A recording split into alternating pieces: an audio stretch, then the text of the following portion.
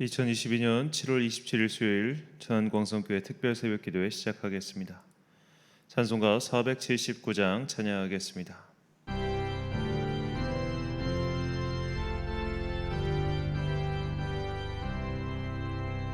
괴로운 인생길 가는 몸이 내 영이 쉴 곳이 아주 없네. 걱정과 고생이 어디는 없으리. 돌아갈래 고향 하늘나라. 광야에 찬바람 불더라도 앞으로 남은 길 멀지 않네. 산 넘어 눈보라 세차게 불어도 돌아갈래 고향 하늘나라. 날 구원하신 주 모시옵고 영원한 영광에 누리리라. 그리던 성도들 한자리 만나리. 돌아갈래 고향 하늘나라. 아멘. 오늘 우리에게 주신 하나님의 말씀, 구약성경 신명기 31장 9절부터 13절까지 말씀입니다. 신명기 31장 9절부터 13절까지의 말씀, 이제 봉독하겠습니다. 하나님의 말씀 경청하십시오.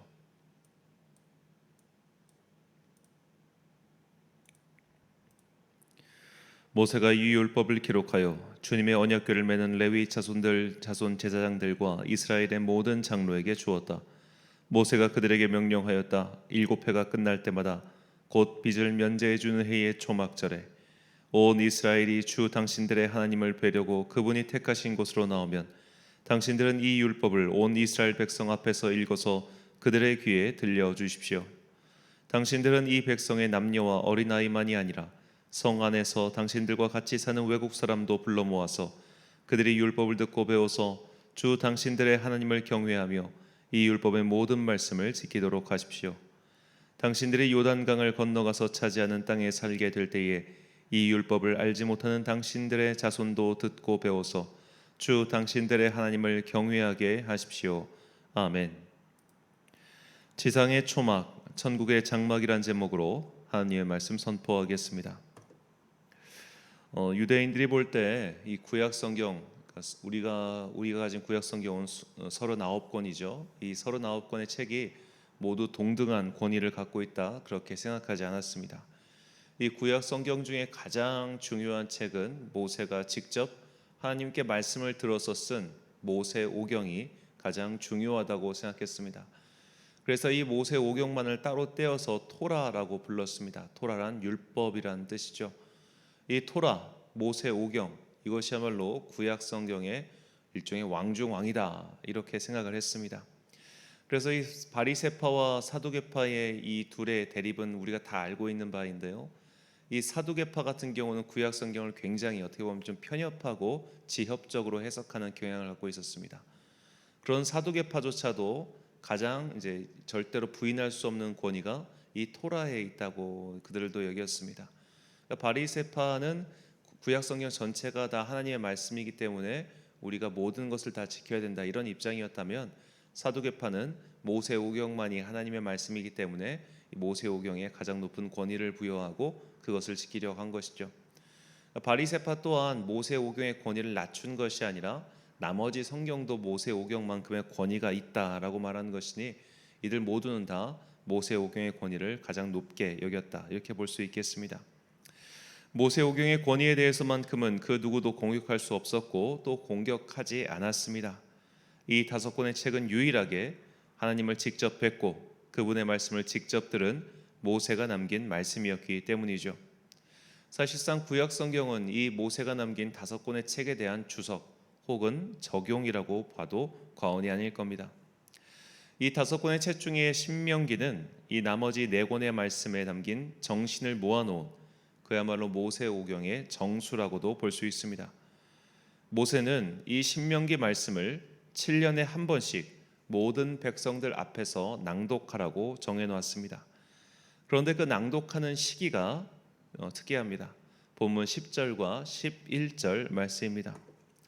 모세가 그들에게 명령하여 이르기를 매 7년 끝해 곧 면제년의 초막절에 온 이스라엘이 내 하나님 여호와 앞 그가 택하신 곳에 모일 때에 이 율법을 낭독하여 온 이스라엘에게 듣게 할지니 아멘. 자, 모세는 이 신명기 말씀을 초막절에 낭독하라고 지시합니다. 그런데 매해 있는 초막절이 아니라 7년에 한 번 있는 안식년에 그 초막절에 이것을 시키죠. 이 지시의 목적을 이해하기 위해서는 우리가 초막과 장막의 차이를 알아야 합니다. 사실 우리말 성경에서는 이 단어가 혼용되어 나오지만 히브리어는 분명히 다릅니다. 이것을 명확하게 보여주는 구절이 창세기 33장 17절과 18절 말씀입니다. 야곱은 숫곳에 이르러 자기를 위하여 집을 짓고 그의 가축을 위하여 우릿간을 지었으므로 그 땅 이름을 숫곳이라 부르더라.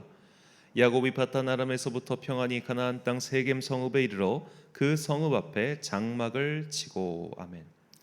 저기 17절에 나온 숫곳이라는 히브리어가 바로 초막입니다.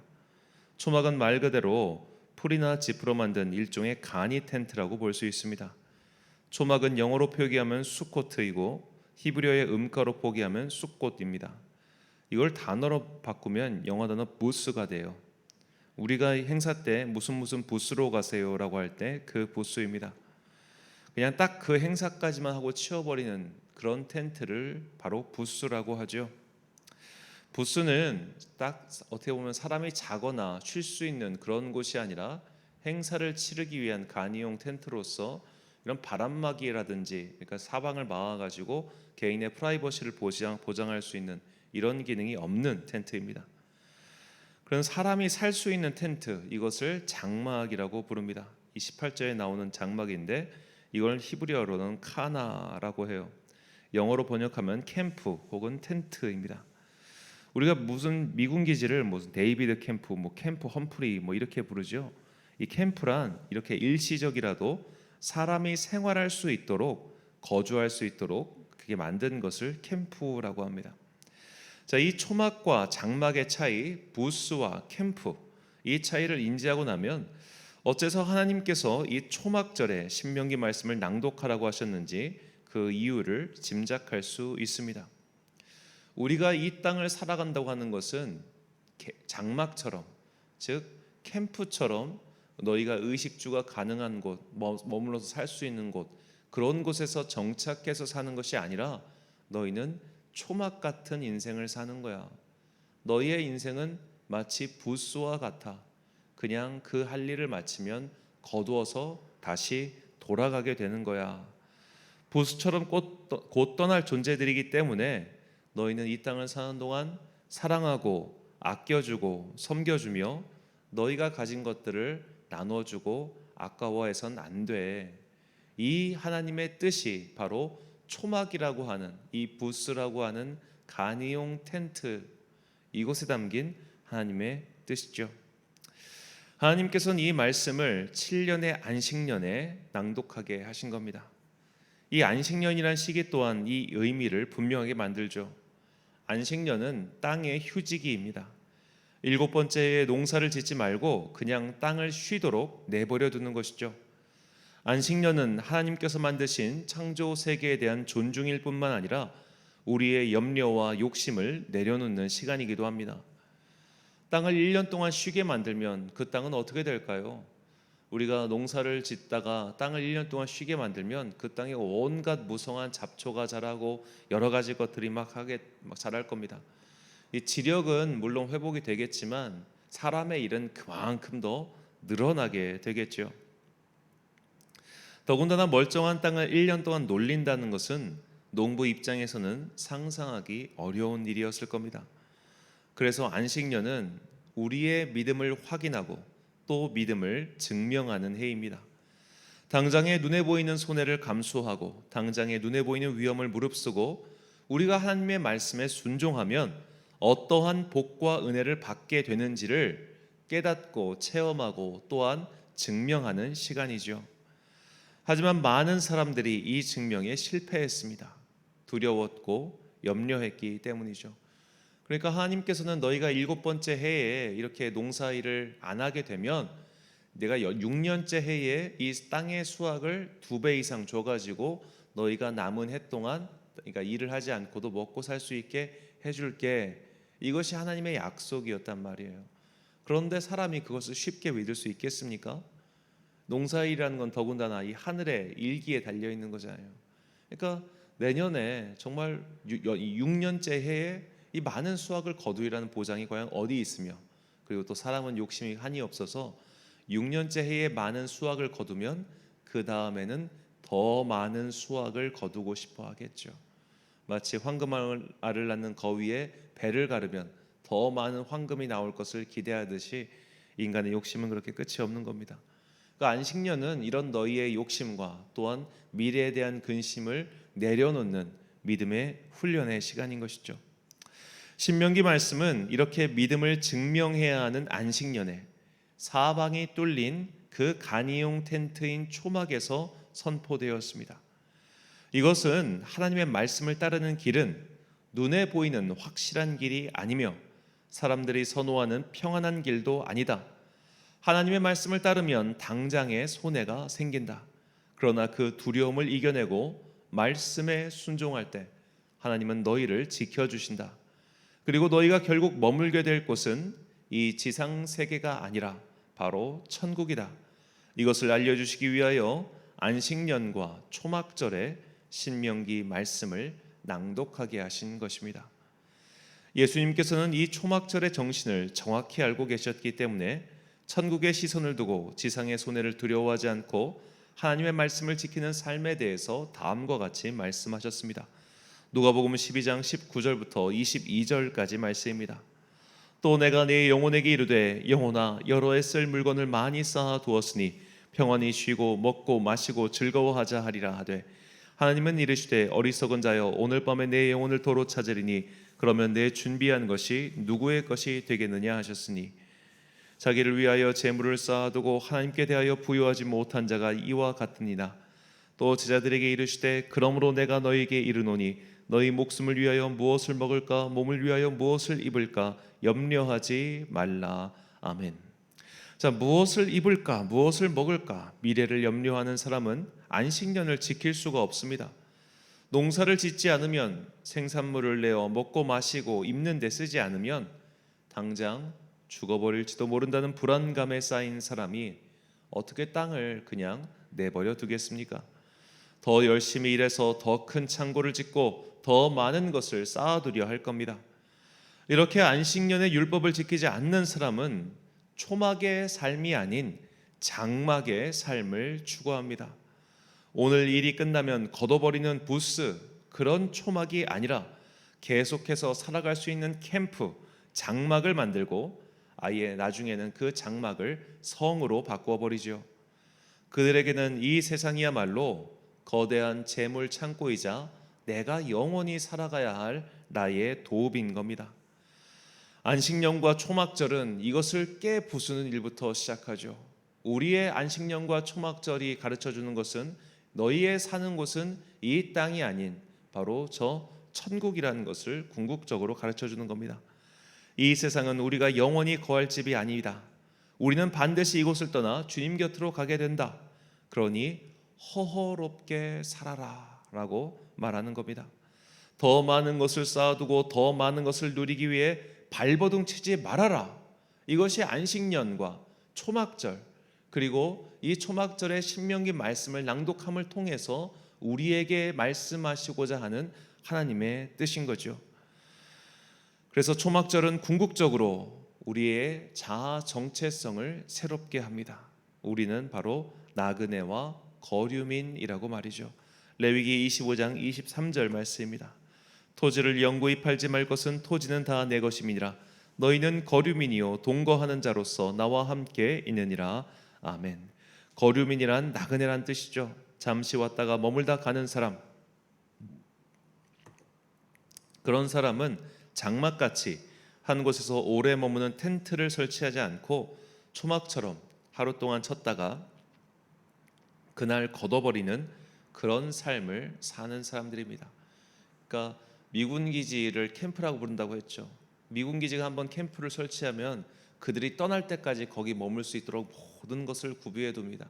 이게 텐트, 이게 장막이라면 초막은 그냥 부스, 오늘 하루 쓰고 걷어버리는 거죠. 우리의 삶이란 이처럼 이곳의 삶이란 쓰고 나서 걷어버리고 원래 있던 곳으로 돌아가는 삶이라는 겁니다.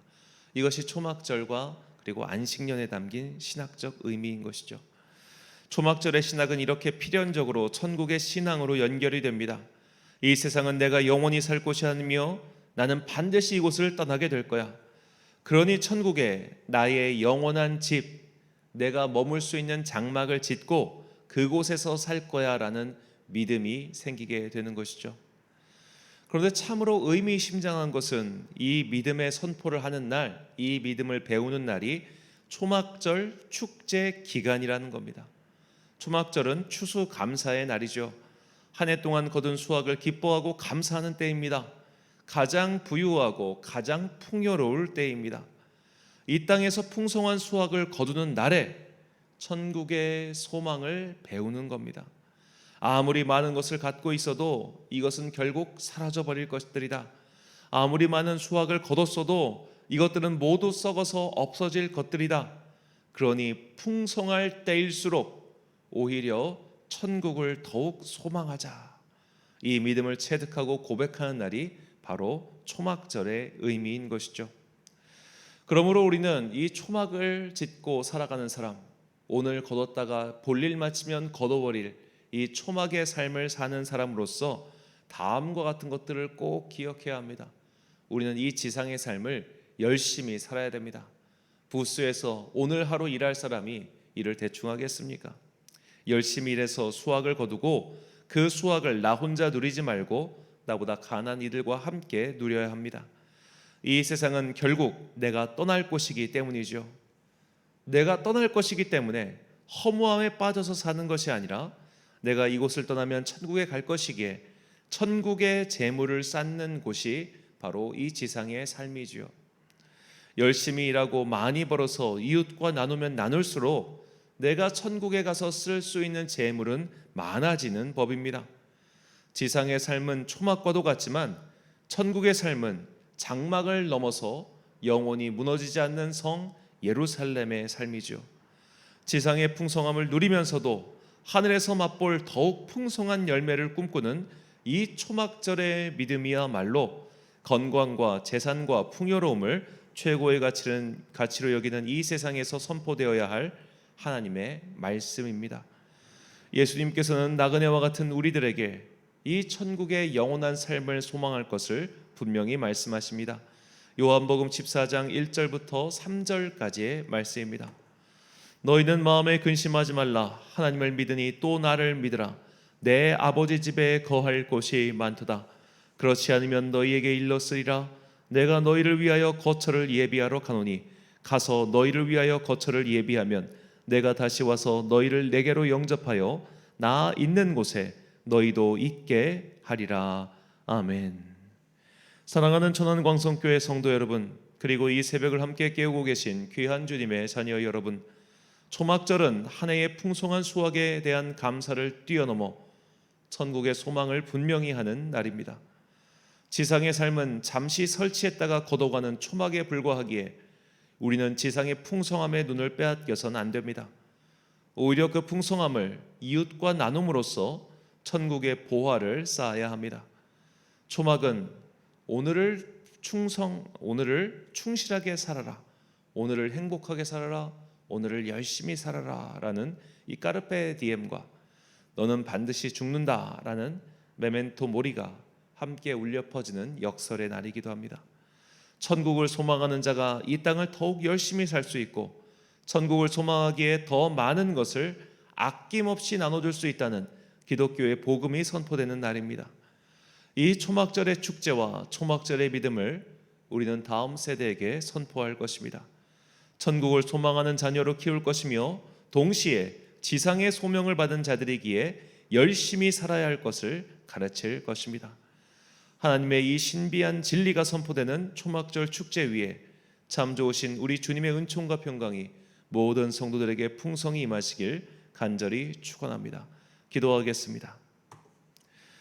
사랑과 내가 풍성하신 아버지 하나님, 우리의 삶은 초막의 삶에 불과하다는 것을 깨닫게 해주시니 감사합니다.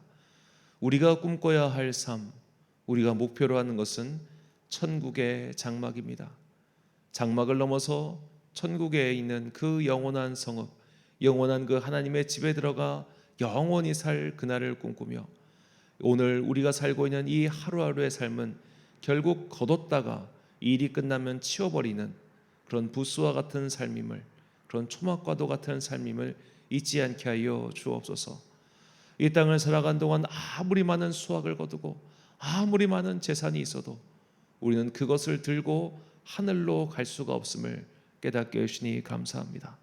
가장 기쁠 때, 가장 행복할 때, 가장 많은 것을 가지고 있는 그때에 오히려 천국의 소망을 더욱더 분명히 하고 살아가는 이 초막절의 신앙을 이제 우리의 신앙이 되게 하여 주시옵소서. 이 땅을 사는 많은 사람들은 오늘도 재산을 불리고 이 많은 재산을 어떻게든 다음 세대에게 전달해 주기 위해서 혈안이 되어 살고 있지만 우리는 재산을 불려서 그것을 다음 세대에 전달하는 자들이 아니라 믿음을 불려서 그 천국의 믿음을 다음 세대로 또 그 다음 세대로 전달하는 천국 복음의 전달자임을 잊지 않게 하시고 이렇게 하나님과 다음 세대의 다리를 놓는 자들로서 열심히 복음을 전하고 또한 복음을 깨닫고 이 땅의 삶이 부수와도 같이 일이 마치면 다 치워져 버린다는 것을 깨닫고 열심히 살아가는 당신의 자녀 되게 하여 주옵소서. 우리의 열심은 이 지상세계에서 더 많은 것을 갖고 더 많은 것을 누리기 위한 열심이 아니라 천국을 바라보기 때문에 천국을 준비하는 자들로서 이 지상을 열심히 살아가는 그런 주님의 일꾼, 주님의 자녀 되게 하여 주옵소서. 내 아버지 집에 거할 곳이 많도다라고 하신 예수님 말씀 붙잡고 내가 거할 그 영원한 나라 하나님 나라를 바라보며 오늘 이 초막의 삶 이것을 잘 가꾸고 마무리하여 주님께 나아가는 당신의 자녀들 되게 하여 주옵소서.